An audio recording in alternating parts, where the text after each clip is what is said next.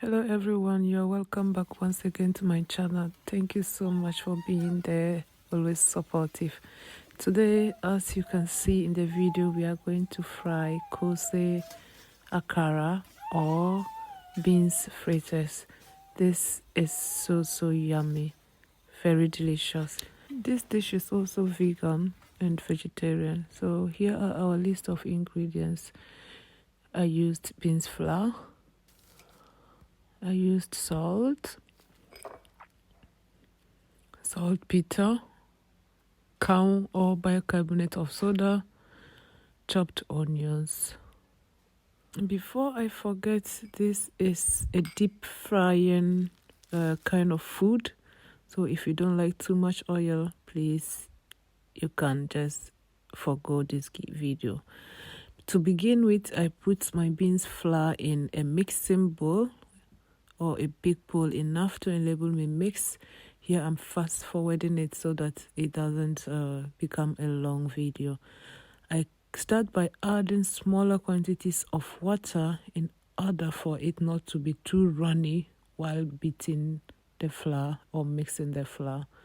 So as you can see in the video, I added smaller quantities of water to attain the consistency I want. Then I beat it like so. You can use a whisker or a kitchen aid of your choice to help you beat this easier. I set that aside and bring a frying pan or a deep frying pan on fire. Pour in my oil. The oil should be plenty enough to enable you fry your Koose or Akara or beans fritters. While that is heating up, I go back to my beans flour and continue the beating process. Sometimes when you're used to beating this with your hand or like I'm using the ladle, I feel it when it's fluffy, it becomes lighter. So when you start beating it, it becomes heavier or it feels heavier. Then when it's fluffy, it's lighter in weight. So I beat it against the bowl like that with the spatula. You can also use your hand to beat this, but I just felt the spatula would do the same thing. Here I'm testing it to see if it flows in the water is fluffy, but it rather sank. This one is sitting at the bottom of the bowl with the water, so it means the flour is not fluffy.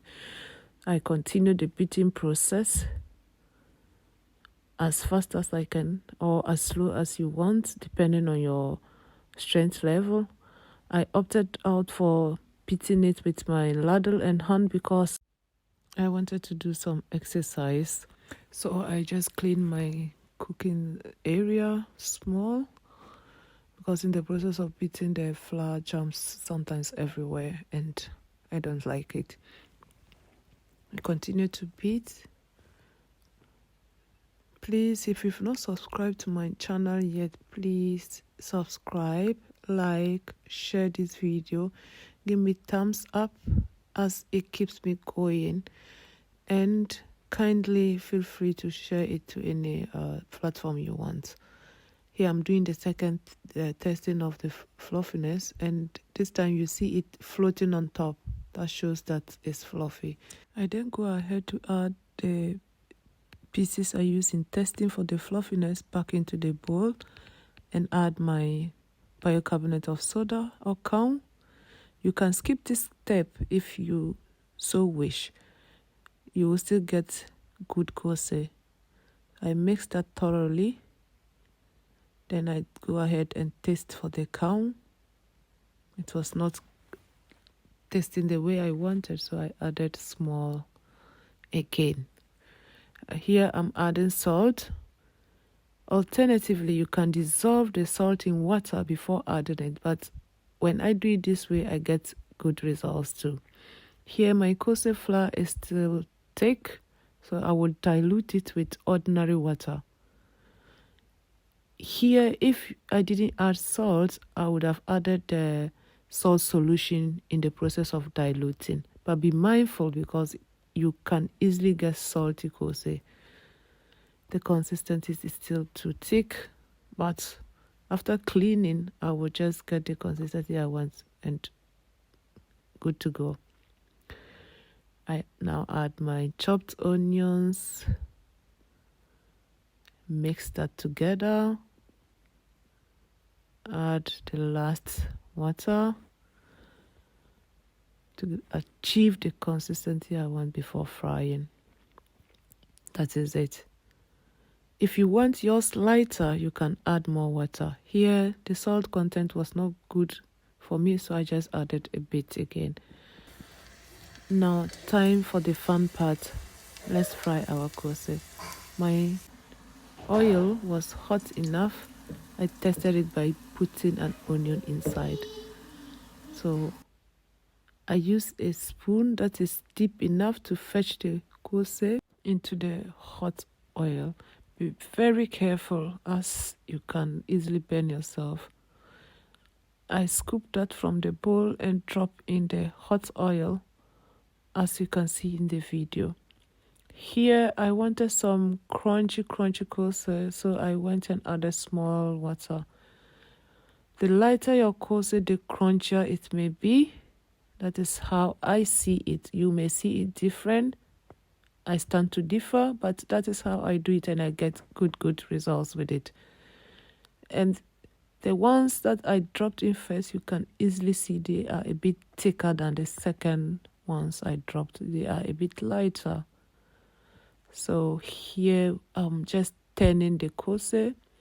After frying one part or one side of it for about 2 to 3 minutes, depending on your fire level, you turn it over in order for the other side to also cook. So with a cooking or a kitchen aid, that is a skewer I'm using, wooden skewer. You can also use a metal skewer if you so wish, in turning them over like so. Then you fry that part too till it becomes golden brown. Be watchful. Here your koose can easily burn depending on how high your fire is.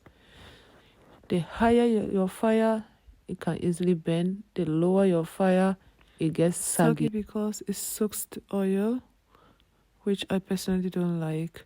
Here my koose was done beautifully, so I am just removing it from the oil and transferring it into a sieve with a paper towel to drain the excess oil.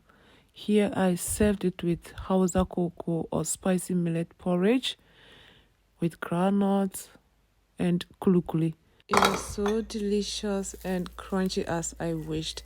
Thank you so much for watching. Till I see you in my next one. Bye bye.